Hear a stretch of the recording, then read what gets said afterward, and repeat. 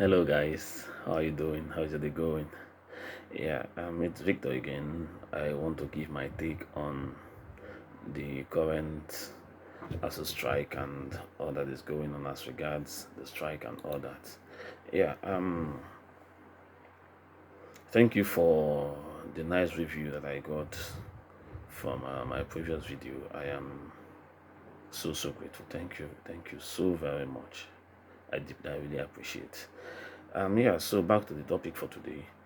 I have been thinking, there's been a lot has been going through my mind, or a lot goes through my mind whenever I think about the plight of students, those that are affected by the ASU strike. I mean, it's really heartbreaking that those in the position to make things right, to see that the students go back to school and all that, are doing, to me, next to nothing, because if they are really working on this, 7 months is too much for them to put things in the right perspective, and students will go back to school and lecturers will go back to lecturing and all that. I mean, 7 months, over 200 days is just way too long, and it shows the kind of leaders we have today in Nigeria, because most of these leaders are beneficiaries from free education that they got in the 60s and the 70s and part of the 80s. Majority of them got free education. They spent next to nothing to get their university degrees and others. So it worries me when things are going on this way and these same people forget where they come from and what they've gotten and achieved from the Nigerian state that has put them where they are today. Because many of them feed large on the government coffers and all that, but yet they refuse to do what is right to send the children, to send Nigerians back to school. Because it is said that the youths are the life wire of every society. Not just the youths. For any society to grow, the population, the people, the citizens must have some level of education, good quality education. It is not just knowing how to read and write, but good quality education. Now, when you think about the effect of this strike, it is both on the long term and on the short term. The short term is that they are out of school. Most people will forget what they've learned over the past over the time, because when you're not in school, the excitement to study and all that will not just be there. And on the long run, these same people are the leaders of tomorrow. These same people that are out of school, that have been out of school for 7 months, are the leaders of tomorrow. They are going to run the industries, they are going to run the banking sector, they are going to run the economy, they are going to run all levels, both of the nation, in all levels. They will be the civil servants, they will work in aviation, they will work in customs, in the military, in the paramilitary, and all that.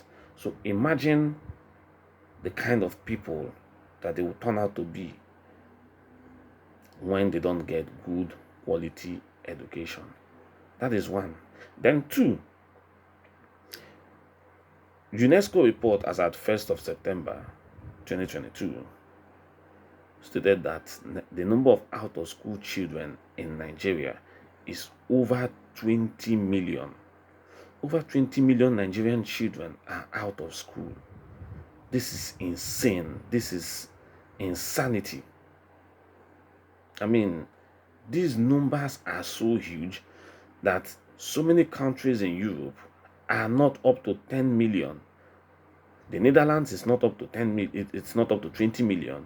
Switzerland is less than 10 million. Serbia, Czech Republic, Finland, Denmark, most of these countries are less than 20 million. Their population is less than 20 million. And you see how they are thriving Israel is less than 10 million. But when it comes to military warfare, they are just number one. Nobody tries them. Even America gets most of their military equipments and talents from Israel. So it is heartbreaking that over 20 million Nigerian children are out of school, and you are asking when will insecurity stop. You are looking for modalities and ways to put an end to insecurity. Eisenhower said something that he said, a people that values privileges over its principle will soon lose both.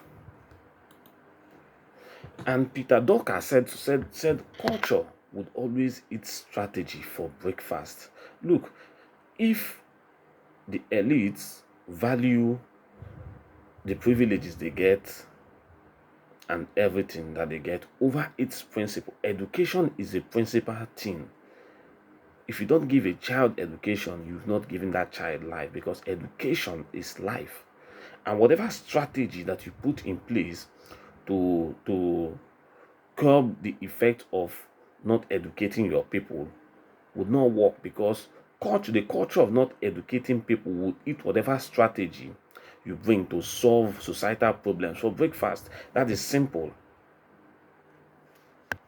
That is simple. Nigeria wants to grow and wants to be competitive in the League of Nations. When nations are mentioned, Nigeria wants to be mentioned among great nations. Nigeria used to be called the giant of Africa, but I doubt if there's anything that looks like a giant in Nigeria when her people are not educated. The great Obafemi Awolowo said, in order to attain the goals of economic freedom and prosperity, Nigeria must do certain things as a matter of urgency and priority. It must provide free education at all levels and free health facilities for its masses. I mean, education is so important. It is so important, because any system of education which does not help a man to have a healthy and sound mind and alert brain and a balanced and disciplined instinctive urge is both misconceived and dangerous. I mean, it is really heartbreaking to talk about this in 21st century, a nation that wants to be competitive in the League of Nations, a nation that wants to be called a giant, that wants to be ranked among the G7, the G12, the Grade 7 and the Grade 12 states, is having millions and millions of people out of school. This is crazy. It is not good. It is embarrassing. It's a national embarrassment. It is a national embarrassment. They used to say that if you want to deny a black man something, put it in the middle of books, and that black man will never find it. I mean, I believe it, because it's happening now. It is really happening now. Nigerians are great people, but the system that holds these great people together is just making life difficult by the day. Truly, it is making life so difficult by the day, because the people that they start with good books, especially the right type of books, will suffer intellectual malnutrition and stagnation. Then you ask, why are Nigerian doctors flying away? Why is the brain drain going on so massively in Nigeria now? It is because of things like this. The educational sector is just a mess. It is nothing to write home about. People want to go to school. If you see any child on the street and ask that child, what do you want to do? The child will tell you, I want to be this, I want to be that, I want to be this, I want to be that. But when they are out of school, how would this be achieved? How would this, at least the basic education?